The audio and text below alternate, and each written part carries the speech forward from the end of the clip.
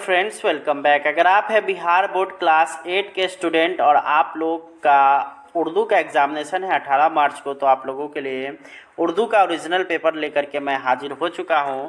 इस वीडियो में हम लोग उर्दू के सारे क्वेश्चन आंसर को देखने वाले हैं जो कि आप लोग के एग्जामिनेशन में पूछे जाने वाले हैं। तो चलिए हम लोग आगे बढ़ते हैं और आप लोग को उर्दू के सारे क्वेश्चन आंसर को दिखाते हैं।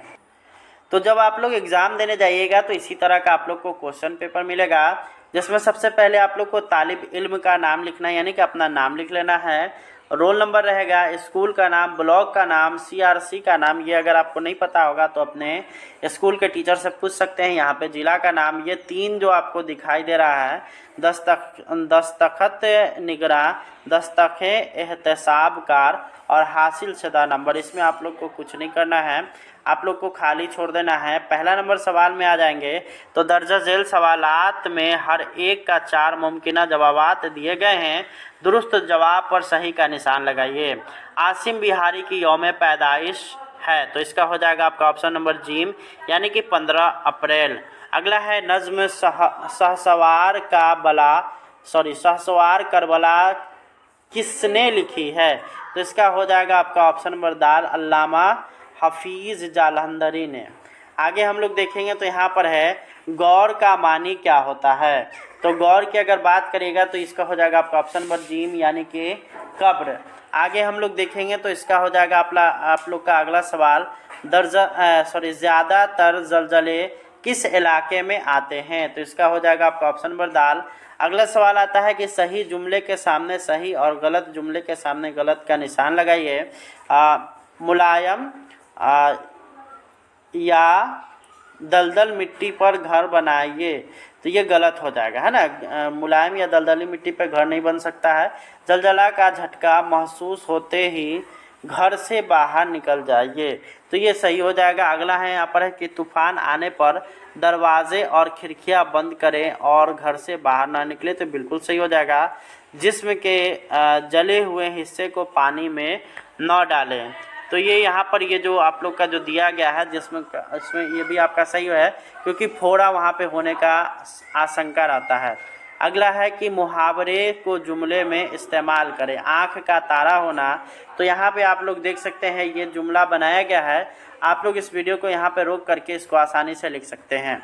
अगला है मंदरजा झेल अल्फाज के माना लिखिए, तो इसका है मोहलत मतलब होता है वक्त, बेशुमार मतलब बहुत ज़्यादा, उसके बाद आगोश मतलब गोद होता है, और अस्तून का मतलब यहाँ पे आप लोग खुद से लिख लीजिएगा। अगला यहाँ पर है कि किसी 2 सवालात के मुख्तसर जवाबात तहरीर करें। जलजला आने पर क्या क्या एहतियात बरतना चाहिए, तो इसका जो आपका आंसर हो गया वो आपको दिया गया है, आप लोग इसको यहाँ पर देख करके लिख लेंगे। उसके बाद दूसरा नंबर है कि आपके ऊपर माँ के क्या क्या एहसानात है, तो वो भी लिखा गया है, आप लोग इसको आराम से देख करके लिख सकते हैं। कुदरती आफात से आप क्या समझते हैं, उसका भी आंसर आप लोग को दिया गया है, आप लोग वीडियो को रोक करके लिख सकते हैं। उसके बाद है किसी एक सवाल का तफसीली जवाब लिखिए, तो यहाँ पर 1 नंबर का आप लोग को लिखा गया है। आप लोग इस वीडियो को रोकिए और आराम से इसको लिख लीजिए, और यहाँ पर आपका ये वीडियो ख़त्म होता है। इसके बाद आप लोग को इंग्लिश का प्रोवाइड करते हैं। हेलो दोस्तों, वेलकम बैक। अगर आप है बिहार बोर्ड कक्षा 8 के स्टूडेंट, तो आप सभी के लिए बहुत बड़ा गुड न्यूज़ है कि आप लोगों के लिए कक्षा 8 का इंग्लिश का क्वेश्चन पेपर ओरिजिनल आ चुका है, जो कि आप लोग के एग्जामिनेशन में आने वाला है। और 18 मार्च को आप लोग जो एग्ज़ाम दे करके आएंगे वो सारा का सारा क्वेश्चन आप लोग को यहाँ से मैच होने वाला है। तो आप लोग इस वीडियो को लास्ट तक देखिए और सारा क्वेश्चन आंसर को आप लोग यहाँ से नोट करके जाइए, यही क्वेश्चन आप लोग के एग्जामिनेशन में रहने वाला है। तो चलिए हम लोग शुरू करते हैं इस वीडियो को और आप लोग को बताते हैं कक्षा 8 इंग्लिश के सभी क्वेश्चन आंसर को। तो बढ़ते हैं हम लोग वीडियो में आगे। तो कल जब आप लोग एग्जामिनेशन देने जाइएगा तो इसी तरह का पेपर आप लोग को मिलेगा, जिसमें यहाँ पे कक्षा मिलेगा, अंग्रेजी यहाँ पे विषय लिखा हुआ रहेगा, समय मिलेगा और यहाँ पे पूर्णांक लिखा हुआ मिलेगा 50। यहाँ पे अपना नाम लिख लेना है, इंग्लिश में लिख लेंगे तो अच्छा रहेगा, हिंदी में भी लिख लेंगे तो कोई गलती नहीं होगा, लेकिन यहाँ पे इंग्लिश का चूँकि पेपर है तो इंग्लिश में लिखेंगे तो अच्छा लगेगा। उसके बाद अपना यहाँ पे रोल नंबर लिख लेना है, अपने स्कूल का नाम, उसके बाद अपने ब्लॉक का नाम, प्रखंड को ब्लॉक बोला जाता है तो ब्लॉक का नाम यहाँ पे प्रखंड के नाम में लिख लेना है। उसके बाद संकुल का नाम, जिला का नाम, इसको लिख लेना है। बाकी ये जो 3 सेक्शन है इसमें आप लोग को कुछ भी नहीं करना है, ये इसी तरह से रहेगा। अब यहाँ पे हम लोग आ जाएंगे क्वेश्चन नंबर 1 की तरफ। तो क्या बोलता है कि tick the correct option in each of the following. Option number A है कि which of these words is verb. तो ऑप्शन नंबर ए है आप लोग का येलो, बी है सी, और ऑप्शन नंबर 3 है रन, और ऑप्शन नंबर 4 है बोथ 2 एंड 3। तो यहाँ पे आप लोग को पता ही होगा कि सी और रन, सी मतलब होता है देखना और रन मतलब होता है दौड़ना। तो आप लोग के अगर हिंदी में अगर पढ़े होंगे क्रिया, तो किसी भी काम का अगर जिससे बोध होता है उसको क्रिया बोलते हैं। तो सी मतलब देखना, इससे भी काम का बोध हो रहा है, और रन मतलब दौड़ना, इससे भी काम का बोध हो रहा है। तो इसलिए इसका ऑप्शन नंबर 4 बिल्कुल करेक्ट हो जाएगा। बोथ 2 एंड 3 इसका आंसर हो जाएगा। आगे हम लोग बढ़ेंगे। अगला सवाल यहाँ पर आप लोग का है कि which is the verb in the given sentence. Sentence आप लोग को क्या दिया गया है कि सी रोट मी 3 वीक्स अगो। इसमें आपको बताना है कि जो आपको सी दिया गया है, रोट दिया गया है, मी दिया गया है, देयर है, वीक्स अगो है, इसमें से वर्ब कौन है। ऑप्शन नंबर ऑप्शन नंबर 1 है रोट, ऑप्शन नंबर 2 है आपका सी, ऑप्शन नंबर 3 है मी, और ऑप्शन नंबर 4 है वीक। तो आप लोग को पता ही है कि रोट मतलब लिखा होता है, इससे काम का बोध हो रहा है, इसलिए इसका जो सही आंसर हो जाएगा वो होगा आपका ऑप्शन नंबर 1 यानी कि रोट। आगे अब हम लोग बढ़ेंगे। अगला सवाल हम लोग का यहाँ पर आएगा कि translate the following sentence into English.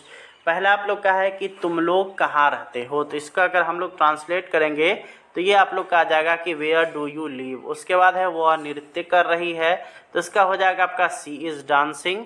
उसके बाद आगे हम लोग देखेंगे तो मैं अष्टम वर्ग में पढ़ता हूँ, तो ये हो जाएगा आपका। इसका अगर हम लोग देखेंगे तो इसका आप लोग बनाइएगा तो पता चलेगा कि आई रीड इन क्लास 8, इसका बिल्कुल सही हो जाएगा। आगे हम लोग बढ़ेंगे तो अगला यहाँ पर है कि वह मेरा दोस्त है, तो इसका आप लोग का सही आंसर हो जाएगा ही इज़ माई फ्रेंड। उसके बाद आगे हम लोग देखेंगे तो यहाँ पर आता है कि match the words given in column A with their meanings in column B. यहाँ पे कॉलम ए को कॉलम बी के हिसाब से मिला लेना है।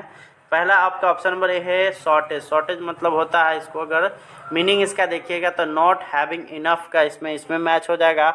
उसके बाद एक्सपेक्टेड मतलब क्या होता है, मानना या फिर मान करके चलना, तो सपोज्ड मतलब भी वही होता है।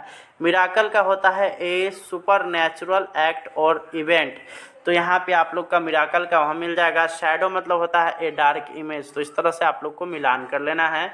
आगे हम लोग आएंगे तो when you hear the words winter summer and rainy what is the things that come to your mind. तो यहाँ पे आप लोग देख सकते हैं जब आप कोल्ड सुनते हैं तो 2 वर्ड्स क्या आपके माइंड में आता है, समर सुनते हैं तो क्या आता है, रैनी सुनते हैं तो आपके मन में क्या आता है। तो यहाँ पे जब हम अपने तरफ से यहाँ पे लिखा गया है, जब विंटर हम लोग सुनते हैं तो यहाँ पर हमारे मन में आता है ठंड और जैकेट। उसके बाद अगर समर की अगर बात करेगा तो हॉट एंड सन, और उसके बाद अगर हम लोग रैनी की अगर बात करेंगे तो हम लोग को यहाँ पे दिखाई देता है मड एंड फिश। तो ये इस तरह से आप लोग इसको लिख सकते हैं। अगला यहाँ पर आता है कि answer the following questions, where should the waste material be stored. तो इसका आंसर हो जाएगा the waste material should be stored in vacant area.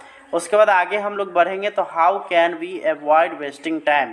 तो इसका जो सही आंसर हो जाएगा always use our time that avoid wasting time. आगे हम लोग बढ़ेंगे तो यहाँ पर आप लोग का है कि read the passage carefully and answer the following question. यहाँ पे आप लोग को पैसेज दिया गया है।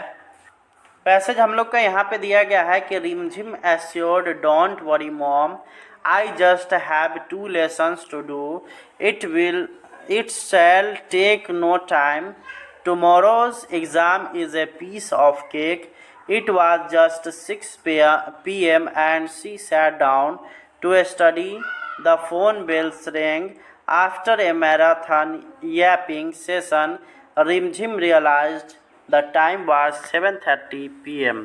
यानी कि आप लोग को ये पैसेज दिया गया है, अगर इसका आप लोग अगर मतलब समझना चाहेंगे तो कह क्या रहा है कि रिमझिम जो है कल के एग्ज़ाम के लिए एश्योर्ड है, उसको किसी भी तरह का कोई भी चिंता नहीं है, और वो अपने मॉम से यानी कि मम्मी से कह रही है कि I just have 2 lessons to do, यानी कि उसको जो है मात्र 2 अभ्यास या लेसन जो था उसको करना था। इट टेक्स नो टाइम, यानी कि इसको करने में ज़्यादा समय नहीं लगेगा। और उसके बाद फिर क्या कर रही है कि tomorrow's exam is a piece of cake, और कल का जो एग्ज़ाम है वो बिल्कुल ही आसान होने वाला है। और अभी जो है 6 बजा है, it was just 6 PM and she sat down to study, the phone bell rang, यानी कि जब वो 6 बजा उसने कहा, उसके बाद जब वो पढ़ने के लिए बैठी तो तुरंत ही फ़ोन का जो है बेल जो था, घंटी जो था वो बजा। उसके बाद आफ्टर मैराथन यापिंग सेशन, यानी कि काफ़ी लंबे देर तक बातचीत करने के बाद Rimjhim realized the time was 7:30 PM। और यहाँ पे अगर बात करिएगा तो यहाँ पे कह रहा है कि काफ़ी लंबी देर बातचीत के बाद उसे पता चला कि 7:30 बज चुके हैं। अब यहाँ पे इससे क्वेश्चन बनता है कि who assured mom not to worry. तो यहाँ पे Rimjhim assured mom not to worry, आप लोग का जो पैसेज दिया गया है उसके अनुसार ये बिल्कुल सही है, आप लोग को इसी तरह से लिख लेना है। उसके बाद है how many lessons have to do. तो आप लोगों ने पैसेज पढ़ा होगा तो उसमें क्या है कि only 2 lessons to have to do, यहाँ पे आप लोग को इसमें भर लेना है। अब यहाँ पे आप लोग को क्या करना है, 7वां नंबर क्वेश्चन आप लोग का है कि write an application to your headmaster for 3 days sick leave, और write a paragraph on your favourite pet, यानी कि आप लोग को ये दोनों में से किसी भी एक का आंसर कर लेना है।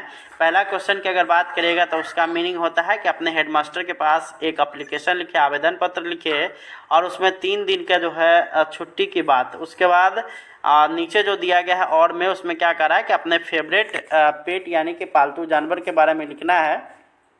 तो यहाँ पे हम लोगों ने द काऊ पर लिखा है, आप लोग को इसी तरह से उतार लेना है, और आप लोग का जो एग्जामिनेशन होगा इसके बाद काफ़ी आसानी से आप लोग पास कर जाएंगे। तो उम्मीद करते हैं कि वीडियो पसंद आया होगा। इस वीडियो को ज़्यादा से ज़्यादा शेयर करिए ताकि अन्य लोगों को भी इसके विषय में पता चले। धन्यवाद, थैंक्स फॉर वॉचिंग, मिलते हैं नेक्स्ट वीडियो में।